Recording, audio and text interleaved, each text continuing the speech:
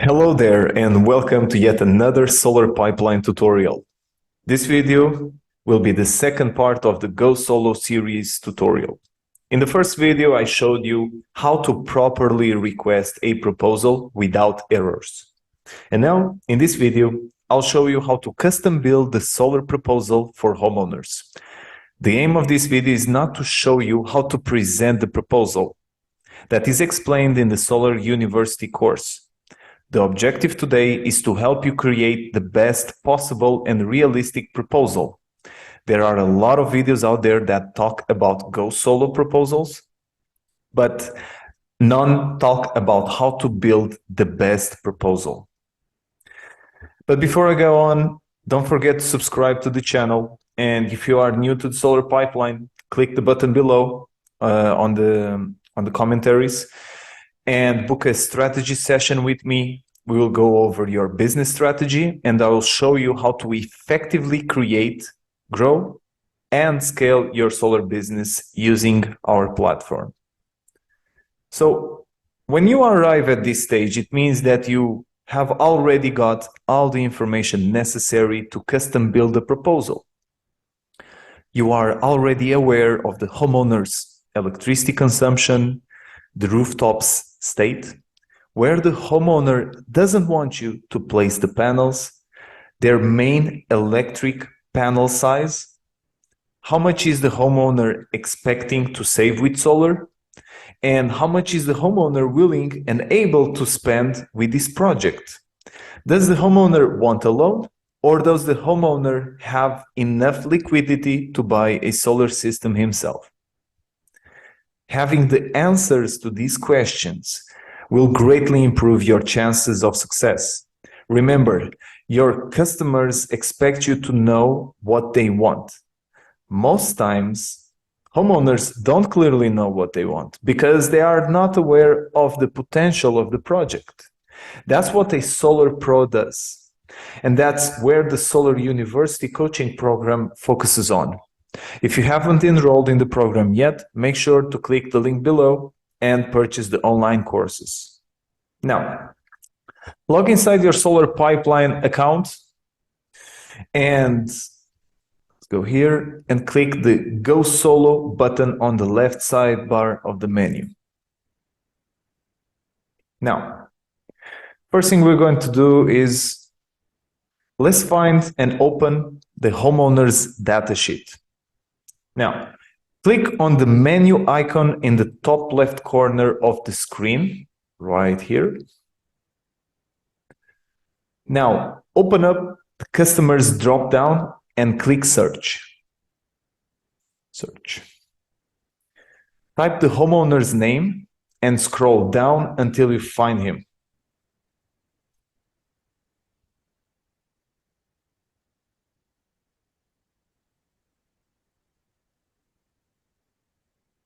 Okay, there we go.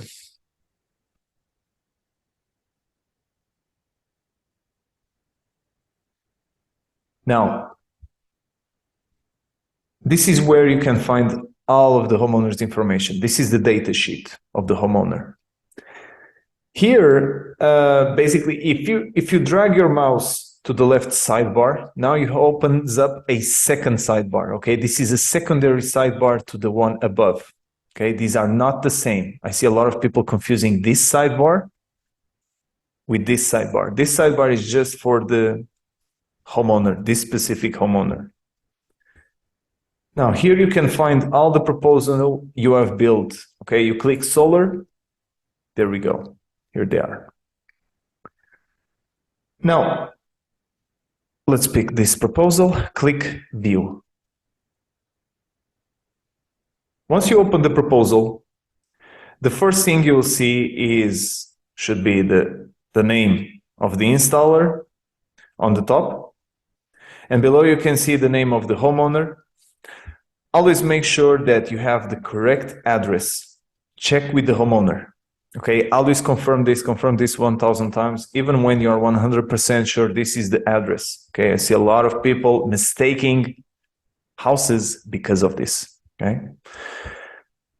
Now, let's scroll to the next page. This is where the fun starts. On the left side, you can see the type of solar panels that are being used and how many. Always make sure to search and read both the solar panel data sheet and the warranty sheet. This is where the Solar University coaching really comes in handy, because if you have any questions regarding these sheets, and believe me, if you are starting out, you will have a ton of questions about this, or you'll definitely be missing important information from it. If you click the panels, you can find a drop down where you can change panels. So let's click panels. You can see it. Please pay attention to the added cost.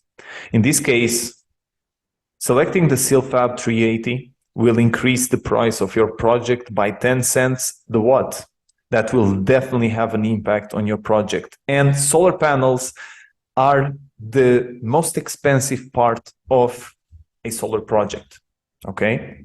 So take that into account. If someone is selling out a low quality panel, make sure to tell the homeowner, hey, that's why maybe their proposal is cheaper, because they have a much lower quality panel. In this case, we are working with Hanwha Q-Peak, probably some of the best panels in the industry.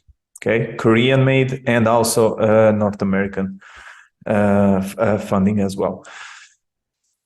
So that's something to really pay attention to when discussing and comparing different proposals. Now, you should follow the same process for the inverter. You can click on the inverter and find out what type of inverter it is. In this case, this is the inverter. Don't change inverters. Generally, the inverter is selected automatically by the system. Now, read the data sheet, same thing, and the warranty sheet as well. Free tip: the best consultants I know always do this. So take the time to read them every time you are working with a different type of panel or inverter. Now, down below, you can see the system size, which is the product between the number of available panels. Okay, so for 100, number 10 panels, and the power of each panel for 100. Okay, in this case, it's 4 kilowatts or 4,000 watts. Remember that the size of the system is the most important when comparing with other proposals. Make sure you are comparing proposals with the same solar system size. Let me repeat. Make sure you are comparing proposals with the same solar system size. If you continue moving down, you can see the estimated yearly production. Remember, our aim is to build the best proposal possible. What does this mean exactly? So the best solar proposal always maximizes energy production with the lowest number of solar panels possible. This means that you want to produce as much electricity at the lowest cost. So there are two variables we will be looking at the most: energy production and the investment cost, which we'll be looking at later on. So the first thing you have to do after receiving the proposal is calculate the number of sun hours your solar system produces. For this, you have to divide the annual energy produced, in this case, 7,353 kilowatt hours per year, by the system size, in this case, 4 kilowatts. Let's do this quick calculation and do it yourself as well. Check if my results are correct. Divide 7,353 by 4. Check your result. I got 1,838 hours. 1,838 hours. Now, is this a good value or not? Well, anything above, and take note of this, anything above 1,200 hours of sun hours a year, everything above 1,200 sun hours a year might make sense. If you're getting a value below 1,200 hours, I strongly recommend you review the project because it probably won't make sense for the homeowner. You won't have enough savings or the numbers won't add up. Now, let's assume we had to review the project. Click System Details and check the hourly production. Click here, System Details. Now check the hourly production of each array. If you have arrays that are underproducing, I would just recommend removing the panels from those arrays. In this case, we only have panels in one array, but sometimes you might have arrays with 1,100 sun hours a year. Those arrays generally should be removed. Okay, so you can maximize the number, the kilowatt hours, the amount of energy you're producing relatively to the amount of panels you have on the rooftop. Okay, this is make a huge impact on the savings and return on investment later on. Now, how do you remove the panels from those arrays? So you click Edit. Here, you can select or deselect the panels you want to keep and the ones you want to remove. So you can click like this, or you can just remove them. Same thing here. When you click and remove, there we go. When they are green, they are selected. They will be producing energy when you get removed. And you can also check the offset on the right side, see how it updates. Let's keep it like this because this is south-facing roof, or in this case, more precisely, southwest. Now, on the top left corner, here you can expand or reduce, and this is the arrays that tell you exactly. So on the later, before this, when we are checking the energy, I show you on the system details, we can see the arrays that are underproducing. So let's assume array 2 was underproducing. Let's close this. We'll go back to Edit, array 2, and array 2 are these panels over here. We would remove these, okay? So it's pretty simple logic. Now, so far, we have only been trying to improve our production, but you also have to take into consideration your offset, okay, this value over here. This part is really important, around the top right corner. The offset is dependent on the utility company's net metering program. Sometimes you want to offset 100 or 120% whenever the homeowner is allowed to send their excess energy to the grid at a 1-to-1 credit. Other times, you might want to offset only 50% of the energy production because you are not allowed to sell on a 1-to-1 credit. Make sure to always call your homeowner's utility company and try to discover their buyback program. That's key for the sizing of the solar system as well. You don't want to install solar panels that are just producing wasted electricity. This is yet another important factor to consider when projecting the solar system. And this can all be done on the second page of the proposal. Okay, let's cancel. So when you finish, you make sure to click Save and Exit. And on the next page, you can update the usage. So if you click here, you can just change these values. You can see the homeowner's current monthly payment. The subscribe. So exactly. So here, ideally, you should have these values. Most bills, they have these values because it becomes more accurate. If the homeowner doesn't have this, the system will estimate these values, okay, which is never the best case scenario. Now, before I go on, if you are new to the channel, like and subscribe down below. This will help us a lot and you'll be notified every time we release a new video. Let's continue. Scroll to the next page. Now, this page is really important. On the left side, you can see the homeowner's current monthly payment. And you can also estimate the homeowner's payment a couple of years from now. Always make sure that the current cost per kilowatt hour matches the cost from the bill. If it doesn't, click on the rate and correct the value. So you click here and you correct this. This will change everything. Okay? This will change the amount of savings this homeowner will be having. So pay very close attention to this value. Now, here you can also change the number of years, how much, and you can estimate how much the homeowner will be paying in 10 years, 15 years, 20 years. Now, on the right side of the page, this section, you can see the homeowner's new payment in case he moves forward with the solar project. Okay, here, $67. There are two payments you need to pay close attention to. Their solar payment, this value, is also known as their monthly loan payment, and the new utility bill.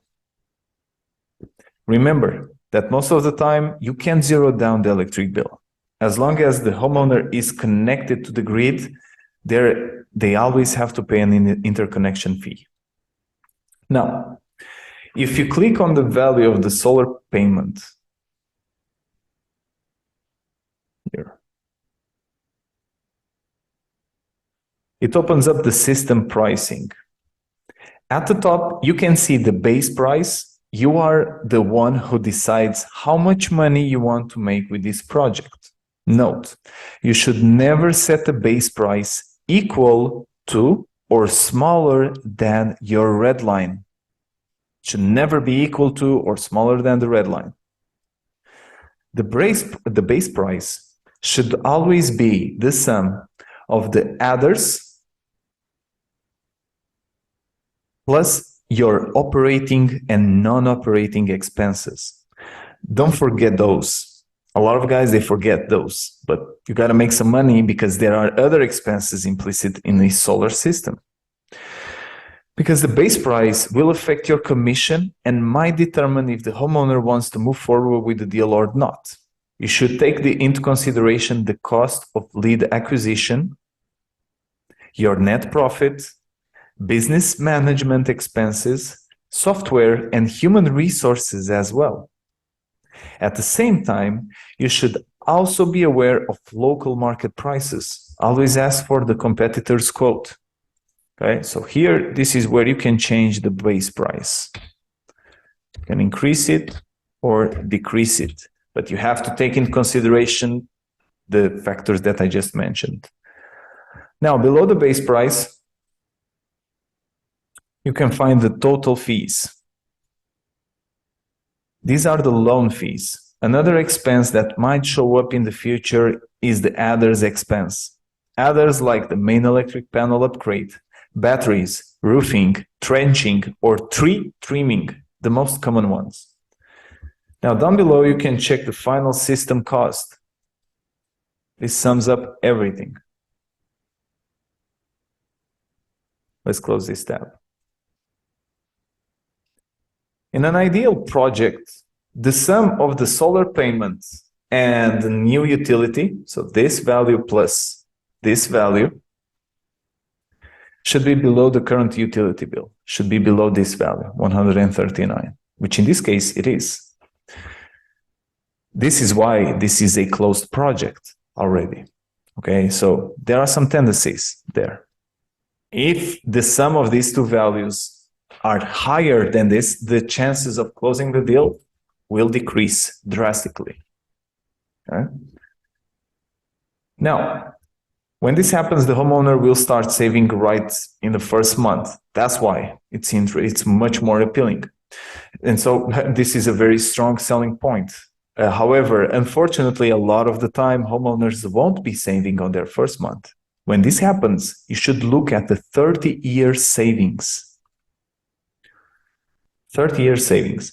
This value should have some impact and meaning to the homeowner. So it makes business sense.